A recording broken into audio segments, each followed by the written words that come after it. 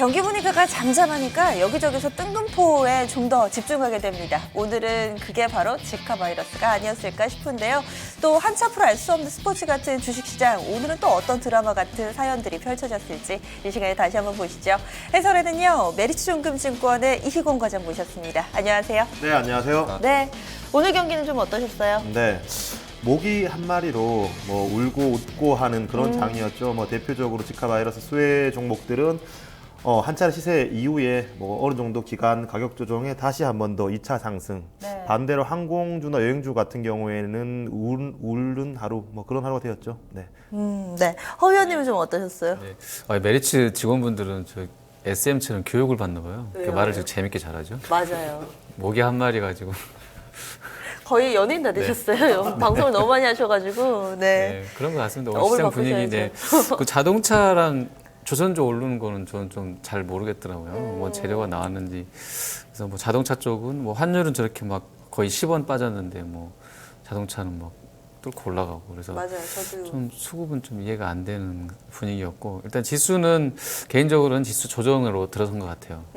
오늘 분위기로 봐서는 약간 좀 조정 양상을 띄었다 이렇게 판단하고 있습니다. 네. 네. 선수들을 좀 더 집중해 봐야 될 것 같습니다. 경기 분위기야 뭐 어제나 오늘이나 뭐 지루하기 그지 없었는데 과연 또 어떤 선수들이 앞으로 우리가 경기를 운영하는데 좀 더 참고를 해봐야 될지 오늘 라인업 먼저 보시고요. 저희가 자세한 이야기 나누겠습니다.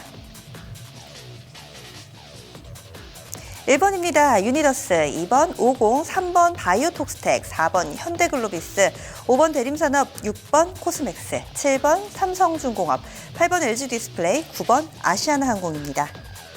오늘은 좀 섞여 있습니다. 뭐 사이즈 큰 선수, 작은 선수, 성적별로도 보면은 부진했던 선수들이 대체로 그동안에는 하위 타선에 들어가 있지만 오늘은 보면 3번 타자 하고요. 6번 타자, 9번 타자, 딱 3, 6, 9 여기 선수들이 좀 뒷걸음질 치면서 성적이 부진했습니다. 어떤 좀 특징이 있을까요? 라인업 네. 괜찮아 보이세요? 네, 오늘 라인업을 전체적으로 특징을 보자면 실적이나 밸류에이션으로 상승했다라기보다는 특정 뉴스 플로어에 의해서 뭐 많이 오르고 내린 그런 종목들이 눈에 많이 띄는데요. 뭐 대표적으로 뭐 지카 바이러스 같은 경우에는 첫 번째 선수인 유니더스 그리고 바이오톡스텍 같은 경우도 뭐 영향을 받았죠. 그리고 뭐 코스맥스라든가 마지막에 아시아나 항공 약세를 보이는 그런 지카 바이러스가 오늘 가장 시장에서 큰 뭐 뉴스 플로어였는데요. 그리고 뭐 미세먼지라든가 오히려 지금 실적이나 밸류로 그렇게 눈에 띄는 종목은 없기 때문에 다소 이번 라인업에 오른 선수들이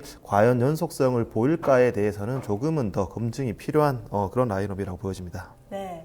허 의원님도 네. 좀 선수별로 어떤 특징이 보이세요? 네네. 일단 4번 타자에 글로비스 들어와 있는데요. 네. 뭐 일단 자동차가 좋았기 때문에 같이 움직였던 부분도 좀 있겠죠. 그리고 뭐 상선 관련해서 뭐 인수 제한 거절 뭐 이런 것도 뭐 제의 거절 이런 것도 영향을 준 것 같습니다. 그리고 뭐 50하고 유니더스 뭐 이런 쪽들은 다 이제 과장님 말씀해 주신 것처럼 다 테마성으로 움직였고요. 대림산업하고 현대건설 요게 이제 아침에 오늘은 약간 리포트 그 호평 나왔던 것 셌던 분위기도 있었던 것 같아요. 네. 대표적인 게 이제 건설 중에 대림하고 현대가 이제 이경제연구원 한투에서 추천했는데 요거 아침에 현대는 그냥 조금 움직이더니 장중에 한 4%까지 또 올랐었고요. 거의 보합 출발했다가 네. 대림산업도 상당히 좀 장중에 좋았었습니다. 뭐 이런 분위기였던 것 같고요. 삼성중공업 포함되어 있는데 이게 조선주도 그렇고 플랜트 쪽에 뭐 대림이라든지 역시 같이 연결되고요. 또 삼성 엔지니어링도 오늘 강하게 한 7% 정도 뭐 움직였는데 의미가 있을 것 같습니다. 그리고 LG 디스플레이도 실적은 좀 뭐 안 좋다고는 하는데 그게 실적이 가이던스보다 좀 좋다라는 것 때문에 적자는 적자인 것 같은데 뭐 이런 부분 때문에 이제 셌다고 하는데 사실 저는 이런 게 잘 매매가 안 되더라고요. 실제로 매매해 보면 옛날에도 그렇고요. 그러니까 아닌 건데 좀 그러니까 그 감소폭이 줄 것 같아. 이래서 올라가는 부분들은 좀 불안하더라고요. 저는 개인적으로. 근데 어쨌든 뭐 오늘 강하게 LG 디스플레이도 상승해 주는 것 같습니다. 네. 그러면 하나씩 좀 다뤄볼게요. 과장님 어떤 선수부터 볼까요? 네, 첫 번째 선수는 오늘 상한가를 기록했던 유니더스죠. 네. 앞서서 거의 뭐 3, 4천 원에서 행보하던 주식이 지카 바이러스에 의해서 거의 3, 4배 정도 주가가 급등했는데요. 그 이후에 가격 조정, 기간 조정 이유를 거쳐 뭐 이 정도면 끝났겠지라고 했는데 오늘 뭐 국내 첫 양성 환자가 발생함으로써 네, 다시 한 번 더 지카 바이러스에 대해서 지금 시장에 관심이 많아지고 있는 상황인데요.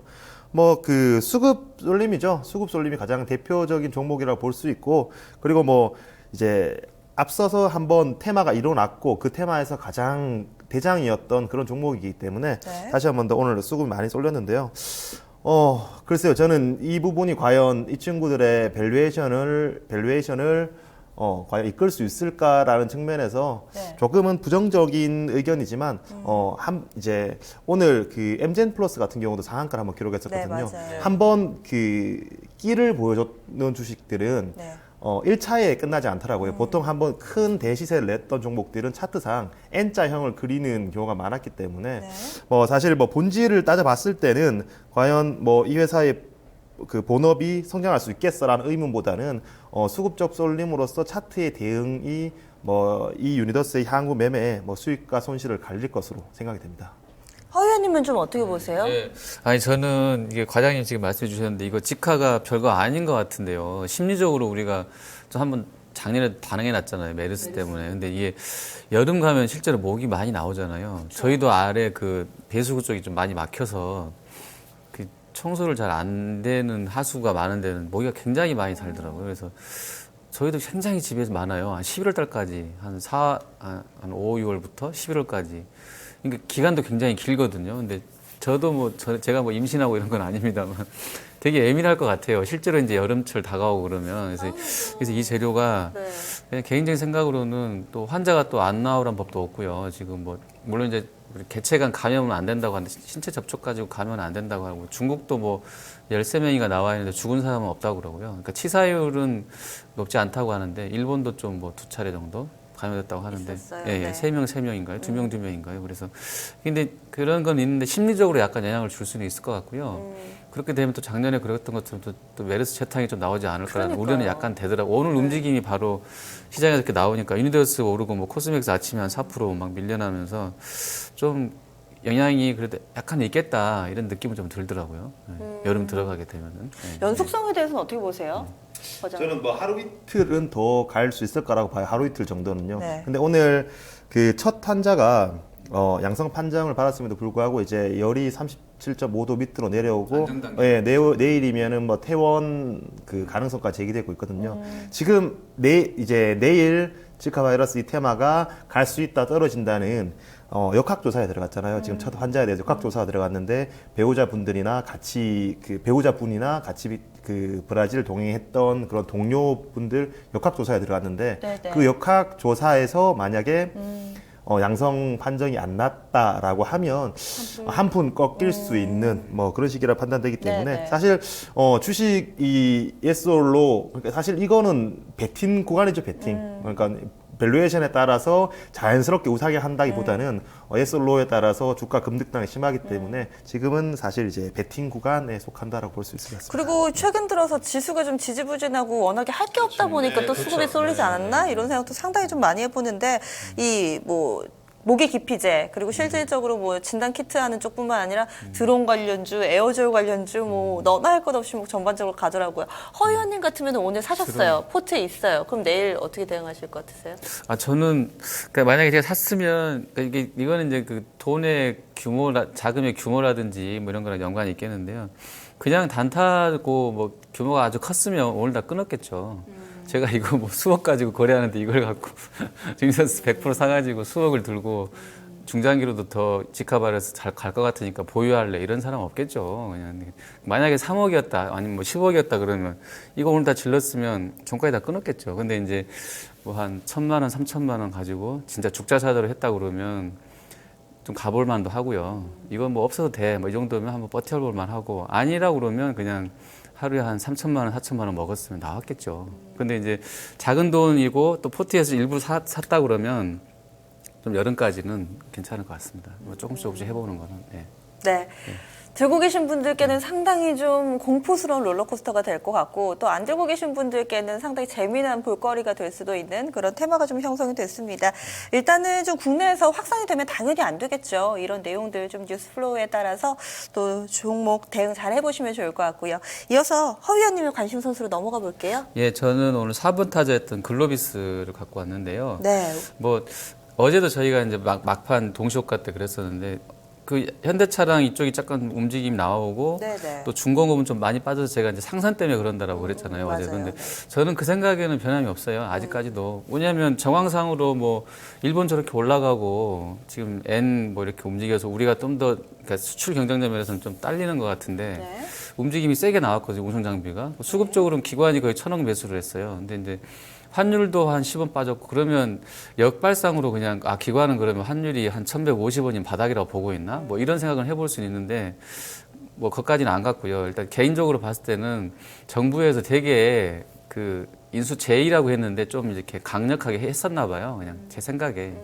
그러니까 자동차 니네가 이거 가져가 줘라 상선 챙겨줘라 한 것 같은데 일단 글로비스에서는 일단 우린 아니라고 했다고 하니까 그것 때문에 일부 팔았던 기관 쪽에서 좀 물량을 많이 채워놓고 있지 않나 생각을 했고요. 1차적으로는 저는 그렇게 생각합니다. 자동차도 아마 현대차 그룹주도 일부 뺐던 기관이 좀 다시 들어온다라고 생각을 좀 하게 됐고요. 그리고 이제 오늘 지배구조 관련 그 분들이 다 좋았기 때문에 생각해 보는 게 또 항상 뭐 이때 좀 나오면 모비스랑 또 글로비스 합병권 관련한 재료들 그런 거고 실적은 또 이제 글로비스 봤더니 네트로 작년보다는 올해가 가이던스로는 한 40% 증분이 나오는 걸로 나와 있더라고요. 현재 가이던스만 봐서는. 그래서 사실 이것도 국내 내수도 별로 세지 않고 한데 그 해외 수출은 사실 그게 전체 매출 중에 10%밖에 안 되더라고요. 얘네가 그 뭐 완성품 만들어 수출하고 하는 건데 그건 네. 별론데 국내 내륙에서 이제 왔다 갔다 하는 그 물동량 때문에 많이 버는 것 같은데 그래서 약간 의문점은 있어요. 자동차 경기가 그렇게 많이 좋아오는 건가? 근데 어쨌든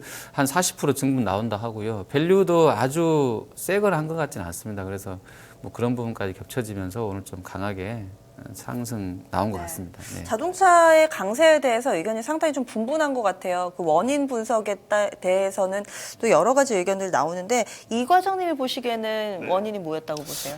먼저 그 회사 내용에 대해서는 굉장히 잘 좀 보고 계신 것 같고요. 지금 얘네들이 속해 있는 코스피 200의 이제 수급적인 분위기가 업계의 분위기가 이렇습니다.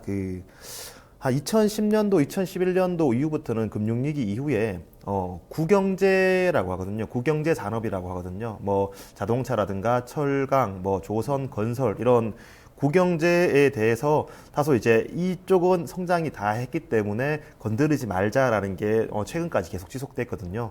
근데 최근 들어서면서 대형주들이 뭐 시세가 작게는 뭐 20%에서 뭐 포스코 같은 경우에는 30% 이상 이런 나른 흐름 보이고 있는데 뭐 그 싼 종목들이 PBR 0.3배까지 빠졌다. 네. 이제는 뭐 이쪽 섹터들이 성장하진 않지만 그래도 너무 싼 구간이 아니겠느냐라는 그런 분위기가 조금 흘렀었거든요. 가격 메리트를 보시네요. 그렇죠. 그럼? 거기다가 최근에 국내에서 가장 큰 손이라고 할 수 있는 연기금의 그 운용 전략이 네. 조금은 이제 변화되는 그런 모습 보이고 있는데 대표적으로 그 펀드의 운용 전략을 크게 두 가지 나눠볼 수 있거든요. 패시브 형태와 액티브 형태. 네. 아무래도 패시브 같은 경우에는 그 지수를 추정하면서 네. 어느 정도 ETF적인 뭐 구조를 가져가려고 하거든요.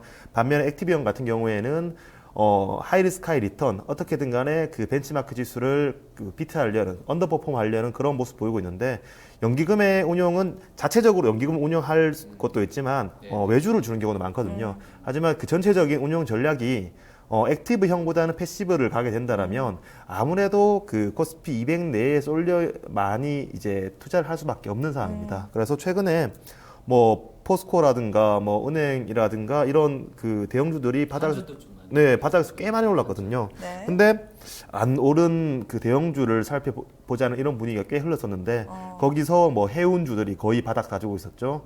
그리고 뭐 삼성 엔지니어링 같은 경우에도 거의 네. 바닥권에서 그러니까 이런 종목들이 조금씩 그 회사 개별적인 이슈에 의해서 고개를 들기 시작하면 그리로 다시 수급 쏠림이 굉장히 조금 받쳐주는 그리고 그게 일시에 끝나지 않고 계속해서 점진적으로 느리지만 상승하는 모습 보이고 있거든요. 그렇기 때문에 뭐 이런 사실 이거를 바이앤 홀딩으로 가져갈 수는 없지만 한 이제 성장주들이 쉬고 있는 틈 한 텀을 뭐 먹을 수 있는, 사실 가지고 계신 분들은 지금 뭐 마이너스 80% 70%인 분들이 굉장히 많을 거예요. 하지만 안 가지고 계신 분들이라면 이렇게 한 텀을 안정적으로 먹을 수 있는 그런 뭐 수급적 흐름이 뭐 이어지는 것 같습니다. 네. 그러면요, 이번에는 또 다른 선수 좀 이야기를 나눠볼게요. 어떤 선수 볼까요, 과장님? 네, 바이오톡스텍입니다. 네. 제가 작년에 쭉 제가 탐방을 다녀온 기업들을 정리를 해봤는데 한 120개 업체를 제가 다녀왔었거든요, 한 해 작년에. 동안 바쁘셨네요. 네. 뭐 재밌었어요, 나름대로. 뭐 거의 120개 업체 중에서 뭐 중복으로 간 것도 있고요. 뭐 네. 7, 80%가 뭐 제약 바이오 업체이긴 하지만 바이오톡스텍 같은 경우에는 IR 했던 시간이 제일 길었던 업체거든요. 오창에 있는 기업인데 네. 제 기억으로 거의 3시간 반 정도를 IR 했던 것 같아요. 굉장히 시간 가는지 모르고 IR 듣고 그리고 그 영구동 전체를 한번 돌아보는 그런 시간이었는데요. 뭐 이 친구들의 가장 포인트가 뭐냐면 그 전임상 단계에서 뭐 회사가 대신해 주거나 아니면 그 화평법에 의해서 화학 물질을 평가해 주거나 뭐 이런 그 업을 담당하는 친구들이거든요. 근데 오늘 뭐 그 지카 바이러스 수혜주로 거의 25%까지 상승했다가 뭐 이 부분이 마이너스 다시 이제 그 다 밀렸잖아요. 네, 근데 네. 저는 이 바이오톡스텍을 볼 때 이런 지카 바이러스나 이런 거에 대해서 현혹되지 마시고 네, 네. 오히려 이런 그 단타성 테마에 의해서 주가가 밀린다라면 저가 매수 기회로 삼아봐도 될 만큼 본질은 뛰어난 기업이라고 생각되거든요. 그 화평법이라고 그 화학 물질 평가에 관련된 법률이 지금 통과가 됐거든요. 이제 대부분 화학 업체들이 화학 물질을 쓰거나 등록할 때 평가를 받아야 됩니다. 이 물질에 대한 안전성과 유효성에 대해서 안전성을 평가를 받아야 되거든요. 그럼 그 평가를 받을 때 바이오톡스텍 같은 경우에는 지금 정부업체 말고 상장되어 있는 민간업체 중에서 가장 큰 수혜를 누릴 수 있기 때문에 이 부분에 의해서 점진적이지만 실적으로 계속해서 증가될 수 있거든요. 그리고 이 친구들이 전임상 단계, 그러니까 1상, 2상, 3상 들어가기 전에 동물 실험 전임상 단계를 하고 있는데, 전임상을 하다 보면 아무래도 그 이 물질이 좋은가 이 물질이 나쁜가에 대해서 조금은 업계에 대해서 높은 그 식견을 가지고 있을 텐데요. 바이오톡스텍이 가지고 있는 관계사 중에서 뭐 세종벤처 파트너스라고 있습니다. 네네. 아무래도 이 친구들의 투자 능력도 뛰어날 수밖에 없거든요. 그렇기 때문에 본업도 계속해서 증가되고 있고 시대적 흐름, 네. 전임상을 주게 되고 그리고 화평법 그리고 이제 관계사의 지분 가치나 관계사의 투자 수익률 또한 앞으로 증가될 수 있기 때문에 뭐 바이오톡스텍 같은 경우에는 이런 그 본업 가치가 아니고 다른 그 흔들림에 의해서 많이 이제 하락한다라면 오히려 저가 매수로 조금씩 모아가야 될 기업이라고 생각하고 있습니다. 오늘 아무래도 시장에서 가장 관심을 갖고 부각됐던 쪽이 지카바이러스 관련해서 진단키트 업체들 몇 가지 있잖아요. 바이오니아 그리고 녹십자 MS도 이쪽이어서 급등으로 마무리됐는데 이 종목이 지금 화면에 좀 분봉 띄워주실 수 있으면 보시면 좋을 것 같은데요. 장 초반에 급등했다가 상승폭을 빠르게 좀 반납하면서 하락으로 전환되며 거래를 마쳤습니다. 사실 오늘 지카 관련해서는 실질체가 있다 없다가 중요했던 게 아닌 것 같아요. 그럼에도 불구하고 이 종목은 중간에 탈락을 했죠. 그 이유는 어디 있다고 보세요, 그럼? 아무래도 그 수급적 논리가 좀 부족하다라는 거죠. 그리고 이제 기존에 굉장히 거래량을 띄우면서 수급이 몰렸던 종목인가 아닌가에 대해서 조금 이슈가 많았던 것 같은데요. 역시 그 수급적으로 봤을 때 센 종목이 셉니다. 그 녹십자 MS 같은 경우에도 엊그제 상한가를 기록했었거든요. 엊그제 상한가 기록하고 오늘 또 상한가를 네, 맞아요. 기록했습니다. 18일에 나왔던 내용이 재차 부각이 좀 그러니까 됐었죠. 전반적으로 시장에서 이제 유동성이 많이 뛰어나고 이런 네네. 테마를 쫓는 돈이 많다라면 네. 대장주 갔을 때 전 섹터, 전 테마가 다 갈 수 있겠지만 네. 그렇게 지금 유동성이나 현금이 뛰어나지 않은 상황이기 때문에 수급적 쏠림이 한두 종목, 테마주 중에서도 한두 종목에 쏠리고 나머지들은 탈락하는 그런 현상이 보이고 있죠. 그리고 뭐 장 막판에 들어서 첫 번째 양성 환자가 그리 심각한 단계가 아니다. 그렇죠. 그 뉴스도 한몫했던 것 같습니다. 그래서 대체로 윗골을 달긴 했습니다. 그리고 한 가지 더 궁금한 게 이 화평법이라는 거요. 이미 국회를 통과하고 시행 일정이 확정이 된 내용인가요? 그렇죠. 네.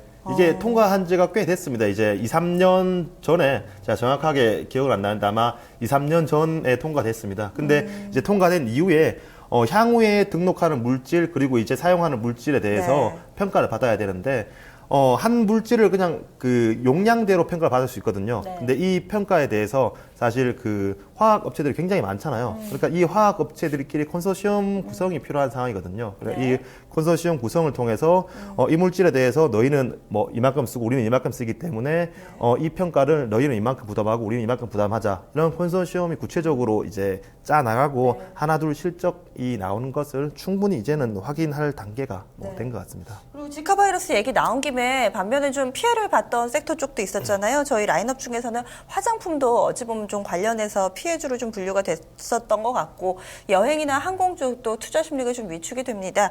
위원님 이쪽과 관련해서는 좀 지난해 메르스 때문에 워낙에 좀 힘들어가지고 네. 약간 자라보고 놀란 가슴 소뚜껑 보고 놀라는. 그럴 수도 있죠. 근데 우리나라 사람들은 그래도 여행 갈 것 같은데 그냥 예를 들어서 유니더스가 판매하는 그거랑 콘돔하고 그다음에 아까 뭐였죠? 그 명문작의 모기 기피제 네네. 이런 건 잘 팔릴 것 같아요. 근데 실질적으로 이게 이제 휴가철에 그러니까 그게 있다고 해서 휴가를 안 가진 않을 거 아니에요. 그러니까 실제로 가면서 사갖고 갈 것 같고요. 여행주는 아까 제가 약간 이렇게 좀 겁을 먹은 것처럼 말이 나는데 그래도 다니긴 다닐 것 같아요. 여행주가 그래서 여기서 이거 나왔다고 아까 그 바이오톡스텍 설명해 주실 때 저는 그 생각을 했었는데요. 그건 사실 진단 키트니까 사전적으로 일단 내가 어딜 갔다 왔어야 실제로 해볼 수 있는 그런 건데 나머지는 다 예방하는 그런 수준이잖아요. 예를 들어서 그래요? 마스크도 그렇고 뭐 네. 아까 그 모기 기피제 같은 것도 그렇고 이건 누구나 하나 사볼 만한 거잖아요. 내가 뭐 모기에 물릴 수도 있는 거니까 언제든지. 그래서 좀 다르게 차별화될 수는 있을 것 같은데 화장품이 덜 팔리고 할 것 같지는 않은데요. 이거 그래요? 나왔다고. 네, 어떠세요? 저도 아무래도 네, 뭐 네. 심리적 영향이 크겠죠. 네, 네. 네. 최근에 그 저희가 그 사무실이 광화문의 네. 중심에 있거든요. 광화문 거기 동아면세점 옆에 위치해 있는데 관광객들 많이. 네, 최근에 중국인 관광객들이 엄청 많이 오고 있어요. 네. 거의 이제 작년에 그 산성NS의 리덕스 마스크팩. 마스크팩 잘 팔릴 때 그때만큼 중국인 관광객들이 많이 눈에 띄거든요. 그러니까 뭐 심리적 영향 아니겠는가 싶습니다. 저도 여기 근처 사는데 계속 중국인들이 땅을 산대요. 그래가지고 그 뭐 김 팔고 화장품 팔고 하는 매장으로 계속 리모델링, 재건축이라 해야 되겠죠. 다 부시고 다시 짓는 거니까. 그런 가게들이 되게 많이 생기더라고요. 아직도. 그래서 이게 화장품 많이 팔릴 것 같은데요. 네, 알겠습니다. 이제 하루하루 지나면서 경기에서 뭔가 답이 좀 더 구체적으로 나오겠죠. 오늘 선수들 이야기는 이쯤에서 마무리하면서 MVP 뽑아보겠습니다. 오늘의 MVP 어떤 선수인가요? 오늘 상한가를 기록했던 유니더스입니다. 네, 오늘은 또 이쪽으로 상당히 좀 많은 관심이 쏠렸죠. 오늘의 1번 타자입니다. 유니더스 시원스럽게 홈런을 치면서 12,600원에 거래 마쳤습니다. 이제 내일 경기 준비해 볼 텐데요. 또 어디에서 뜬금포가 나올지도 기대가 좀 됩니다. 어떻게 네. 전망하세요? 네, 최근에 지수가 코스피 기준으로 2000선 그리고 코스닥 기준으로는 700선을 계속해서 못 넘는 그런 흐름 보이고 있는데요. 뭐 크게 수급적으로 두 가지 원인이 있겠죠. 뭐 기관 같은 경우에는 지금 뭐 코스닥 시장을 거의 20일째 매도를 하고 있는 상황입니다. 코스피 시장 같은 경우도 뭐 그렇게 우호적이지는 않은 상황인데요. 아무래도 이제 계속해서 우리나라 코스피가 박스피라는 별명을 가지고 있잖아요. 이 박스피 상단에 오면 펀드 환매 물량뿐만 아니라 여기에서 이미 롱숏을 다 짜놓았기 때문에 조금은 뭐 특별한 이슈 없이는 지수적 이슈 없이는 이거를 돌파하기엔 쉽지 않아 보이고요. 그리고 뭐 1,200원대 이상의 환율이 지금 1,150원대까지 이렇게 네, 빠진 네, 상황에서 맞아요. 네. 여기서 과연 외국인들이 추가적인 하락을 기대해서 더 과감하게 들어올 수 있을까라는 차원에서 조금은 이제 이 2,000선과 코스닥 700선 돌파가 쉽지 않을 것이라고 보이는데 계속 이제 돌파 시도는 하겠죠. 그러니까 여기서 뭐 가능성은 열어두되 뭐 미리 액션을 취하기보다는 돌파하지 못하고 빠진다라면 그때 일부 줄이는 전략, 그리고 돌파한다라면 더 늘리는 전략. 그러니까 예측보다는 대응의 지금 영역인 것 같고요. 뭐 이 대응의 잣대로서는 당연히 이제 환율에 대해서 좀 지속적으로 뭐 항상 장중에는 환율 체크해야 되지만 조금 더 그 환율의 움직임이 이게 또 유행이 있거든요. 이제 작년 같은 경우 일부에서는 이제 10시 정도 되면은 중국 상해 지수와 상관계수가 굉장히 높았을 때가 있고요. 뭐 어느 시기에는 나스닥 선물 지수와 굉장히 네. 상관계 높을 때가 있고 지금 같은 경우에는 환율과 굉장히 상관계가 높거든요. 그러니까 지속적으로 뭐 실시간으로 체크가 좀 필요한 그런 시기인 것 같고요. 저는 그리고 뭐 이런 뭐 전반적으로 힘든 상황에서 어떠한 섹터를 관심 가져야 되냐라고 여쭤보신다면 저는 당연히 계속 제약바이오 섹터에 대해서 말씀을 드리고 싶고요. 어제 그 대원제약 이따 저기 내일장 클린업 트로에서 말씀드릴 건데 대원제약 IR을 제가 갔다 왔었거든요. 네, 거기 임원분이었죠. 그 부장님이셨나? 하고 IR을 통해서 뭐 현재 제약 산업에 대해서 전반적으로 좀 얘기를 들을 수 있었는데요. 근 제약사 한 10년 정도를 봤을 때 2006년부터 2010년까지는 이제 제네릭 그 과거의 블록버스터급 신약들이 특허가 만료되면서 제네릭에 의해서 국내 제약사 그 회사들이 굉장히 실적이 좋아지는 20%씩 매년 증가하는 그런 구간이었고요. 2010년부터 2011년 정도에는 이제 나라에서 정부에서 이제 약가 인하 이슈에 의해서 굉장히 이제 매출액이 역성장 또는 똔똔 보이는 그런 움직임이었거든요. 네네. 하지만 그 이후에 1, 2년 뒤에 다시 한 번 더 그 제약사들의 매출 성장이 뭐 10%, 15% 계속 이어가고 향후에도 그 부분이 이어질 수 있는 부분이거든요. 뭐 왜 그러냐면 내년 되면 네. 전 국민이 다 한 살씩 먹잖아요. 그리고 출산율은 계속해서 줄어들고 있어요. 내후년 되면 전 국민이 2살 많아지는 거고요. 고령화 예, 수요다. 고령화 계속해서 네. 진행되는데 기대 수명은 높아지고 만성 질환 또한 계속 증가되고 있는 상황에서 네. 그리고 뭐 정부도 지금 생각할 겁니다. 과거에 네, 우리나라 반도체 이런 제2의 반도체가 뭐가 있냐라고 봤을 때 2020년까지 세계 7대 제약 강국으로 만들자고 하기 때문에 충분히 수혜를 입을 수 있는 섹터라고 생각이 됩니다. 네. 그러면 선수 선정에도 좀 들어가 있을 것 같은데요. 클린업 트리오 발표를 해주시죠. 네.